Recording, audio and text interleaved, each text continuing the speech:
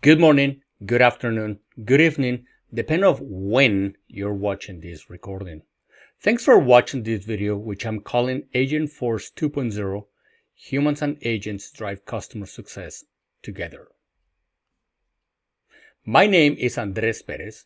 I go by El Toro IT on social media, including LinkedIn and Medium, where I have been blogging quite a bit about the latest technologies in Salesforce, including Data Cloud, Agentforce, and AI. I have been working for Salesforce since spring 2009, currently based on Toronto, Canada, and I have collected a significant amount of certifications, which I'm very proud of. In this session, I will be discussing some features that are not GA yet, so it's important to remember the forward-looking statements. Do not purchase Salesforce stock or license based on how awesome Salesforce will be, but buy it for how awesome it is today. I love Agentforce, and the builder is amazing. Watching Atlas, the reasoning engine, and the action planner do its work is not just a great idea, it's also a fantastic troubleshooting tool. However, one thing I don't quite love is that it takes up too much screen space, a full third. Also, talking to your data in Salesforce, does it really feel natural? Now think about this.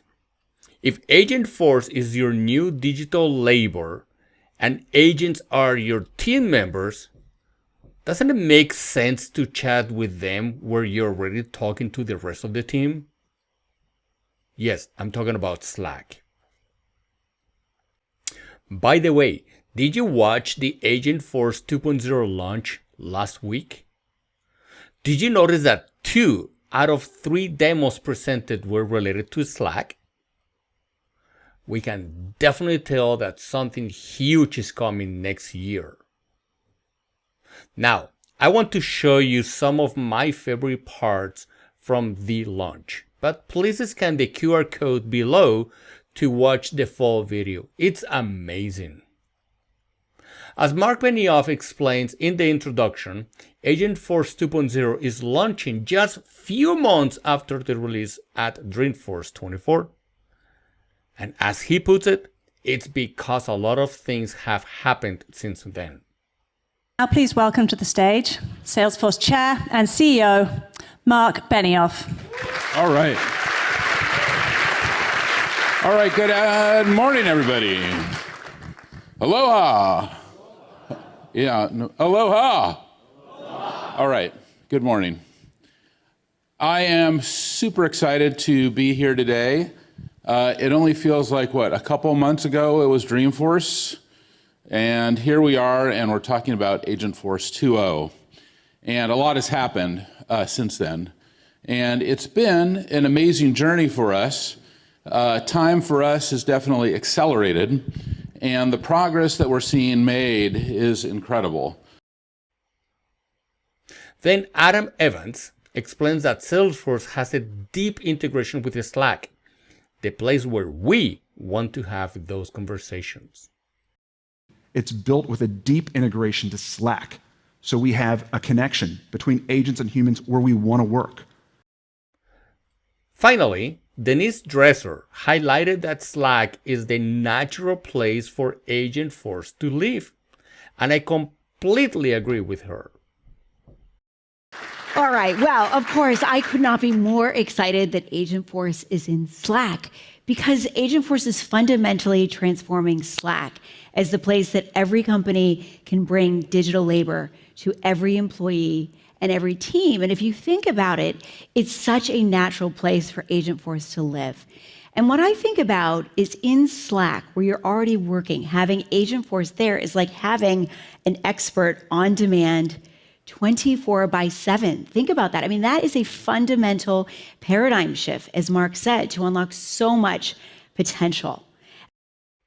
Now, the features demonstrated at Agentforce 2.0 launch will be released soon, safe harbor. But I wanted to explore what's already possible today with the current Slack and Salesforce integration. This will help us prepare better for the time when those new amazing features will arrive. On a separate topic, have you guys completed this Trailhead project yet? In case you haven't, it is a great digital experience site for Coral Cloud Resort where Sofia Rodriguez, a hotel guest, can use it to ask questions about her stay. Now let's watch a quick demo to see what happens after completing the badge. So here we are at the digital experience site where Sofia Rodriguez is going to be interacting with Agentforce. Sofia is a guest at the Coral Cloud Resort.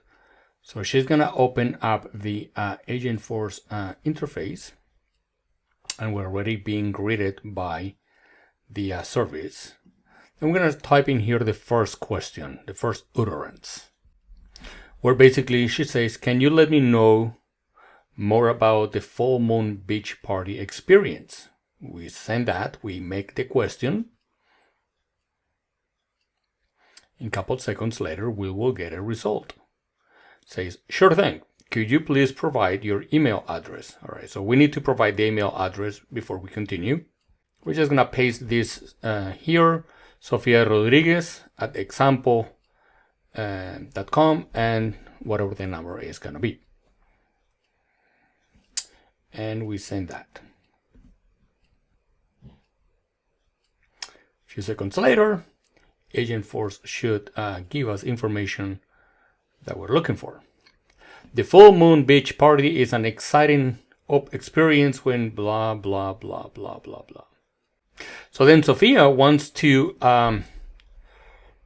request booking for that full moon beach party for tomorrow for 2 guests.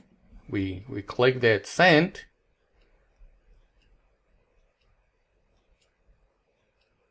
And we get the answer back where it says there's a session available for the full moon.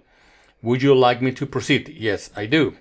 So click yes and send. A few seconds later, it should say that the record has been created. Which in fact, it does. So I wanted to explore how Agentforce would handle a different type of question that Sofia Rodriguez may ask. Imagine she asks about an experience she would like to have during a future stay.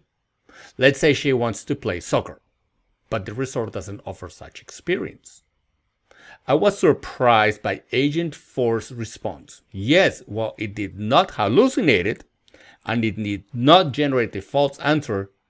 Its response wasn't really that great. It said something like, sorry, we don't offer that. Is there anything else I can help you with? I was like, yeah, I want to play soccer. A little side note, if you've watched the Data Cloud series on Medium that I wrote, you'll know exactly what I'm talking about. Anyways, coming back to Sofia, I decided to build a solution that picks up where the Trailhead project leaves off. The solution allows Sofia to create an experience request record. Let's watch it. Okay, so we're here back into the digital experience site. And if we open the agent, we will be greeted by the agent, and then we're gonna paste in here, does the resort offer a soccer experience? Click on send. We're gonna wait for a couple seconds, and it's returning with a question to provide the email address and the membership. So let's copy that. And then we click send. And within a couple seconds, the agent should give us a different response. And it says, it looks like we don't currently offer a soccer experience at the resort. If you like, you can suggest a description for the soccer experience, and we can try to arrange it for you. Would you like to do that? Yes.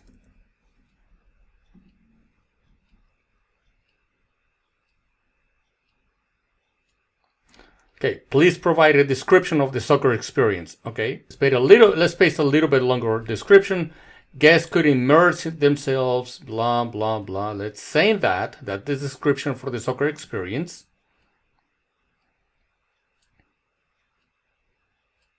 Couple seconds later, the agent should give us a different response. It says, your request for a soccer experience has been submitted successfully. We'll do our best to arrange it. If you have any other questions, blah, blah, blah. If we take a look at the Salesforce org, there's an object called the experience requests. And we just had one record created. Note that the approval status is pending. Okay? It's from Sofia Rodriguez. It's about soccer. And it's the description that we copy-pasted before. And notice that the experience request name is 009. Here's the amazing part. The request was automatically posted in Slack, enabling the Core Cloud Resort management team to review it, approve it, and even collaborate directly in Slack. We have a request for a 009 experience from Sofia Rodriguez. The experience is about soccer, and guests could immerse themselves. The same things that we copy and pasted into the agent gets handed over into Slack. Let's leave a comment. What do you think about this idea? Guests could enjoy friendly matches and participate in thrill tournaments. The experience full of emojis because it's Slack, and we click send. Now, but that's not all. The management team at Core Cloud Resort can even approve the request directly on Slack. We can click on the approve button. This flow opens. This is a flow from Salesforce, a screen flow. Says you're about to approve the experience record, soccer, and the description. And then we can click next. And this record has been approved. We finish here. And if we refresh this page, we'll see that the record has actually been approved. And this is just the beginning. Imagine the possibilities when next year's new features are released. For those of you who follow me on LinkedIn and Medium, you've probably noted that something's missing from this video. And by the way, thank you so much for your support. You know, I love teaching how to build things in Salesforce, but even though this video is interesting, hopefully you like it, it doesn't show how to build the solution I presented. Well, I have written an article in my Medium account showing how to build this demo. So please go ahead and read it, clap for it, leave me comments, highlight phrases you like, etc., etc. This article, which I have posted on Medium, and it's titled Agentforce, Humans with Agents Drive Customer Success Together, starts talking about Agentforce and the trail that I base my solution on. It talks about how it takes too much space and is not the place where the people collaborate, and if we're going to have a digital labor, then we should have that agent also collaborating with the team. Then the great news that with the launch of Agentforce 2.0, Salesforce is bringing Agentforce into Slack. Forward-looking statements. So what can we do right now? Okay, we talk about the scenario that we saw in the video. How do you build the solution? And then it starts with the steps. Step by step, what you need to do. But there's also a repo that you can, if you don't want to build the metadata, although it's very, very simple, you can just install the metadata from the repo. But then you complete the batch, you create the custom object, you configure the agent to handle the experience, you create an agent action, You update the service agent. This will actually allow you to process the new request for soccer by sending that to a flow that we built before. Then we add an instruction to the agent. How do you test the agent? It will fail, and I will show you why it fails, what you need to change, how do you troubleshoot, how do you debug an agent. Then we talk about the Salesforce integrations, what exactly you need to do, how do you install the app, how do you connect it with your org, how you create the Slack channel, how do you test by posting a very simple message, hello world. Then actually how do you send the flow to the Slack. And we need two flows for this interaction. We'll explain why. One is basically a record trigger flow. The other one is a screen flow, and there's the steps of how you actually manipulate all that. How do you configure the correct metadata to basically come to the same solution that I got to. How do you test the agent? Oh, I forgot to put a video here. Then the list of questions that the agent can actually have. Okay, so hopefully you enjoy this. Get the metadata or build it by hand. You build them by hand, you probably learn a lot better, and enjoy it.